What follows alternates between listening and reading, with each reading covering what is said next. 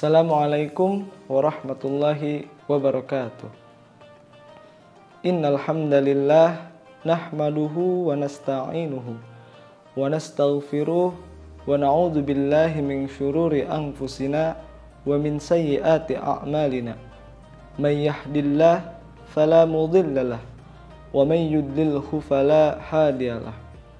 Asyhadu an la ilaha illallah wa asyhadu anna Muhammadan abduhu wa rasuluhu la nabiyya ba'da. Pertama-tama marilah kita panjatkan puji dan syukur kita kepada Allah Subhanahu wa taala yang telah memberikan nikmat sehingga kita bisa menemui bulan suci yang sangat kita tunggu. Sholawat beserta salam tidak lupa kita sampaikan kepada Nabi Muhammad SAW, Nabi satu-satunya yang dapat memberikan syafaat kepada kita semua. Marilah kita sama-sama ucapkan ahlan wa sahlan. Kita ucapkan selamat datang kepada tamu yang sangat kita tunggu. Tamu yang akan memberikan kita kenikmatan. Tamu yang akan memberikan kita kemuliaan, yaitu bulan Ramadan.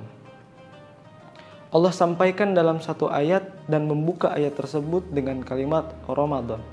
Surat Al-Baqarah ayat 185. Syahrul Ramadan alladzi unzila fihi al-Qur'an hudal linnas wa bayyinatin minal huda wal furqan walau ayah. Kata Allah, puasa yang akan kalian tunaikan ini telah aku tetapkan dan telah aku kuatkan. Maka tunaikanlah selama 1 bulan. Perintah ini Allah sampaikan dalam surat Al-Baqarah di ayat sebelumnya, yaitu ayat 183. A'udzu billahi minasyaitonir rajim. Bismillahirrahmanirrahim. Ya ayyuhalladzina amanu kutiba alaikumussyam kama kutiba alal ladzina min qablikum la'allakum tattaqun. Ya ayyuhalladzina amanu, wahai orang-orang yang telah menyatakan dirinya beriman, yang imannya kuat sehingga merasa dirinya dekat dengan Allah, yang imannya menengah sehingga dirinya sedang-sedang saja kedekatannya dengan Allah, ataupun yang imannya lemah sehingga merasa dirinya jauh dari Allah. Salat tidak pernah dilaksanakan, puasa tidak pernah dikerjakan, bahkan zakat tidak pernah ditunaikan kepada Allah Subhanahu wa taala.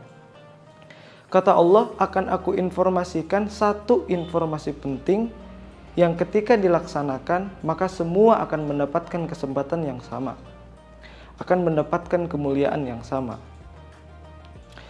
Ya ayyuhalladzina amanu, kalimat itu menyeru kepada kita semua sebagai umat muslim yang telah menyatakan dengan kalimat asyhadu alla ilaha illallah wa asyhadu anna Muhammadar Rasulullah.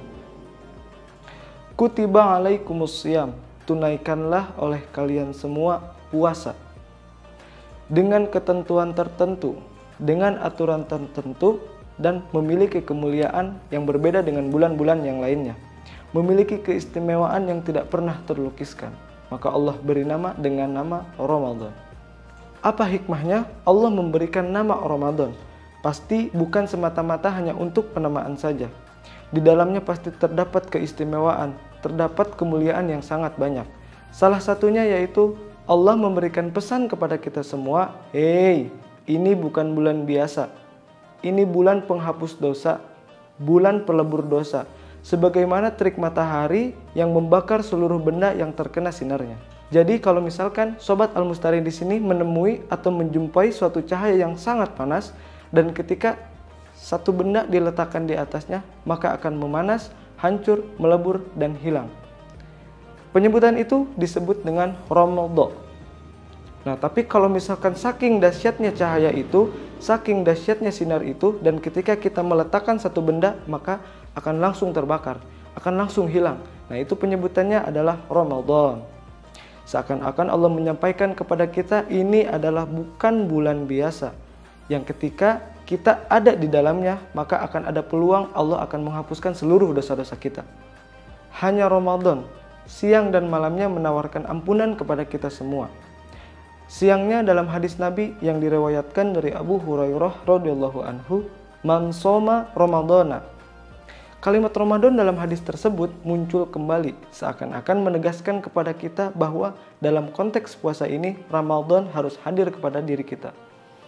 Man shoma Ramadana, barang siapa yang berpuasa di bulan Ramadan dari awal fajar, terbitnya fajar sampai terbenamnya matahari, imanan, dengan keimanan sungguh-sungguh kita ikhlas untuk berpuasa bahwa puasa ini adalah kewajiban dari Allah Subhanahu wa taala.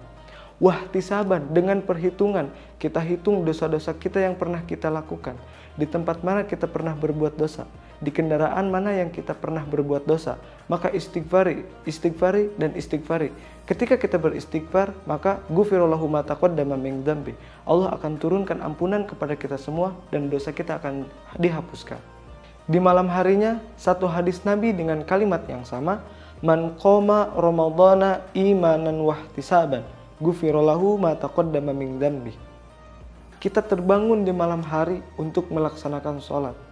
Di setiap sujud kita memohon ampun kepada Allah. Allahumma innaka afuwun tuhibbul afwa fa'fu anni. Ya Allah, Engkau Maha Pemaaf, Engkau Maha menghapus segala dosa. Tuhibbul afwa, dan Engkau mencintai orang-orang yang meminta maaf. Engkau mencintai orang-orang yang memohon maaf kepadamu. Fa'fu anni, maka ampunilah seluruh dosa-dosaku. Maka dari itu, jika kita mendengar kata Ramadan dari seseorang ataupun dari televisi, maka yang pertama kali harus kita ingat, Ramadan adalah penggugur dosa. Ramadan adalah penghapus dosa. Dan itu adalah pilihan. Jika kita memohon ampun kepada Allah, maka Allah akan ampuni. Dan jika kita tidak memohon ampun dan biasa-biasa saja, maka diri kita akan tetap menjadi kotor.